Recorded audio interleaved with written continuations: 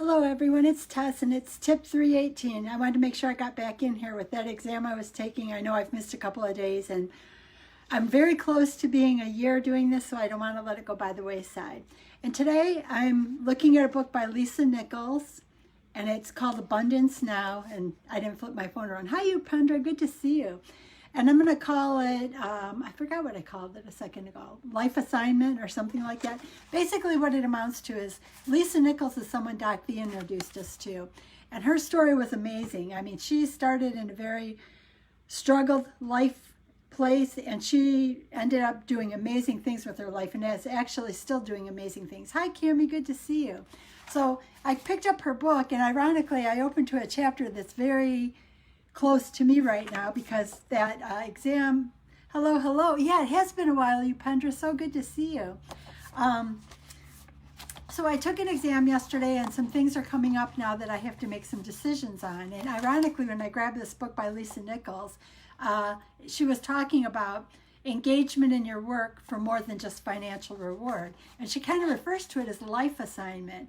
And I thought, you know, I think that's so important for all of us, is if we find meaning in our work, it makes it easy to go to the office. And I had some coaching today with Zara Mahoon, and what I found is that I think a lot of people are struggling with this idea to go back to work.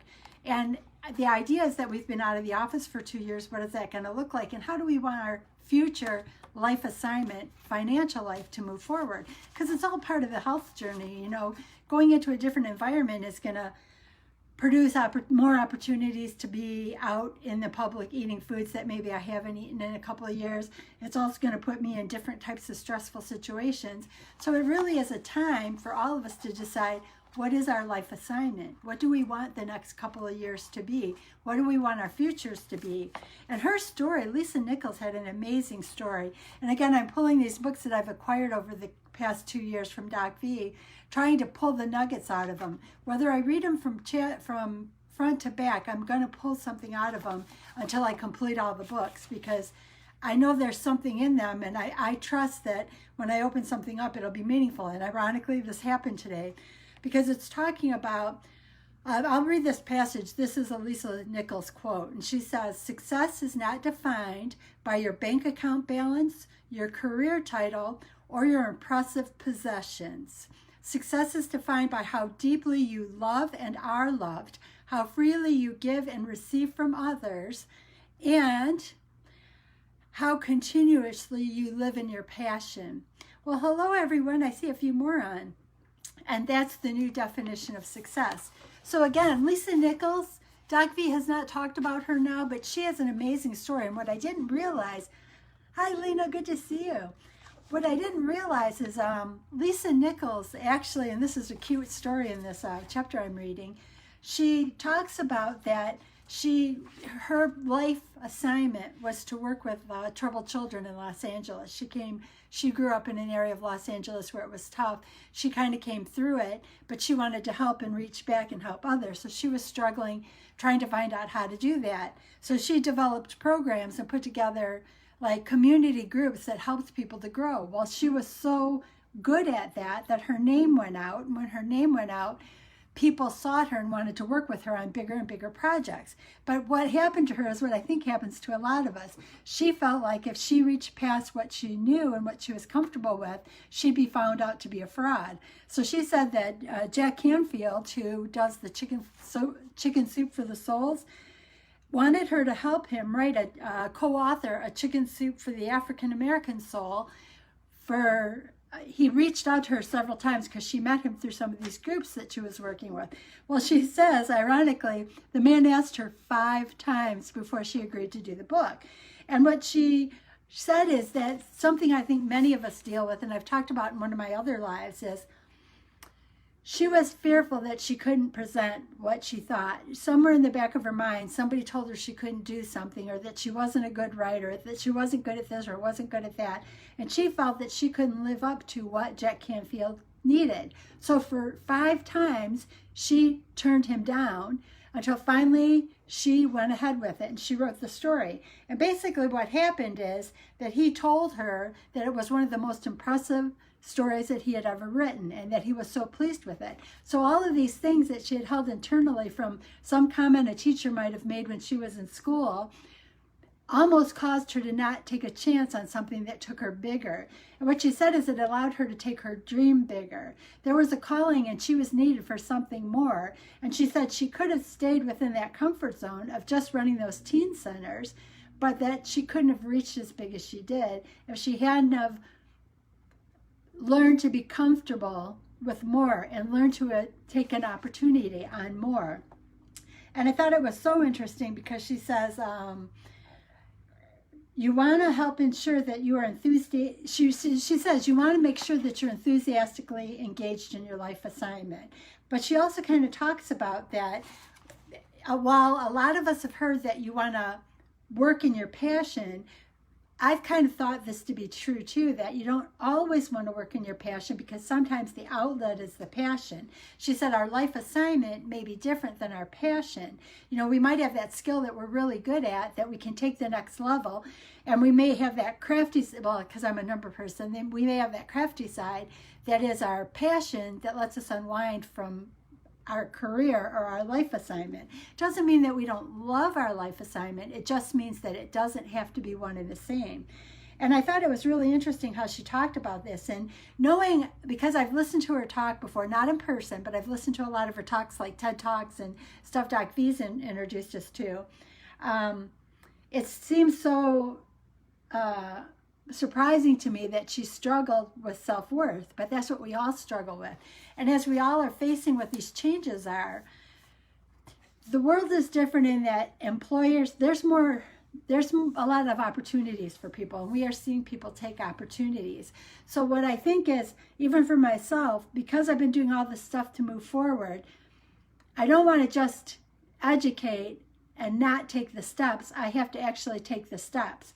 I need to be comfortable receiving the gifts that are being given to me, or receiving what I've been working to acquire. And I think that's hard for some of us. And it was kind of, in a way, comforting that someone who's as successful as she is has encountered those same things. Because she kind of talked about like a good, if you've ever worked the whole day through, being well paid to immerse yourself in something fun and exciting, where the day flew by and come the next morning you wanted to get up and do it all over again, then that is your life's assignment. It's not necessarily your passion, but it's your life's assignment. And I think in reading this and how she was talking, sometimes we settle for the bottom step of that life assignment, not thinking that we can go to the next step, because somewhere inside of us we think that we're lacking something, or somebody's going to find us out to be an imposter if we take that next step up. So I think in reading her story and learning from her, and I'll share more from her like I was sharing from the Tony Robbins book in the days ahead, but we want to make sure that we're keeping ourselves open and reaching past what we know to something that might be greater, because there may be a greater life assignment that we've never even recognized yet. She talks about how fulfilling it was. She loved putting together the curriculum for the teens to help troubled teens to achieve more. And she talks about thousands and thousands at the writing of this book that she had helped. But now she's actually moved into another arena where that's still a division of her company, but she's got other divisions. And while she's still intimately involved with this division, she's got other divisions. So she's not just reaching that smaller group, she's reaching everyone. Kind of even going back to, she said, make your hobby or passionate pursuit a simple outlet simplifies things tremendously. And I thought that was an interesting take, because so many of us are told to work in our passion, and she's kind of saying that that might be your outlet. But when she talked about, it took Jack Canfield 5 times to get her to co-author a book with him, it kind of reminded me of so many of us. So many of us have let one comment that somebody made derail us. And I'm going to actually refer to one of my students who, we all know that flying has a lot to do with mathematical, and one of my students is actually working with planes and aviation. But one of the struggle areas was he automatically had the math inside of his head, but because the teachers couldn't see it in writing, they saw it as a struggle. So sometimes we can't let what someone else tells us dictate what our life assignment is, because they may not understand that we have a natural gift in our life assignment. So even for myself, I'm looking at what the future looks like, because there have been opportunities presented and needs identified that I could be very good at helping with. So I'm going to continue to read this book to identify where is it that my life assignment that makes me feel good about getting up and excited every day to do work, where it's leading me and where it can take me where I can help the most people. So I'm talking about this now because a lot of people are getting back into the workforce. And if you're getting back into the workforce, remember that you're worth everything and more, and don't let one little comment somebody might have told you 10, 15, 20, 30 years ago think that you have an imposter thing. Dr. V talks about the imposter syndrome, and I think that some of us have done that. And I talked about something as simple as one says, I was in a ceramics class and I wanted to mix paints for what they had called an Italian wedding vase, and I wanted to mix these paints together. And the woman who ran the shop told me that I couldn't do it. Well, I was so embarrassed about it, I took it home and I did it at home, and I never let anybody see it. Well, I had to bring it back for something, and I had forgotten. Well, I put it on the table, and she walked over and fawned all over it. And I thought, you're the same person who told me I couldn't do this. And then about 2 years later, when I came to a shop, she was selling them, painted that way. So I think it's all of us. We all have something we can do, and if we continue to follow what everybody else does, it's going to take us a lot longer to recognize and reach all of the miracles that are waiting for us. So don't let anybody else take away your thunder. Don't let anybody else make you feel like you're a step less. Keep yourself open. Keep that comfort circle open. And think about the thing that is your life assignment, that thing that makes you feel good to get up every single day and reach for it, enjoy it, love it, and fill your life with the things that feel good. But don't let anybody tell you that it's not, that there's anything lacking about it. Like she says, your heart, your soul, you will feel it. It will pull at you. It will tug at you. But don't let anybody else's words block the way. Keep yourself open, your comfort circle open, and accept that there might be some beautiful things waiting for you if you just give it a chance. Thank you so much for being with me. And I'm back on it because I got distracted with that final exam, and now that it's over, it's time to get back to my business here, or my lives that I promised the doc I would do. So have a beautiful day, and thank you so much for being here.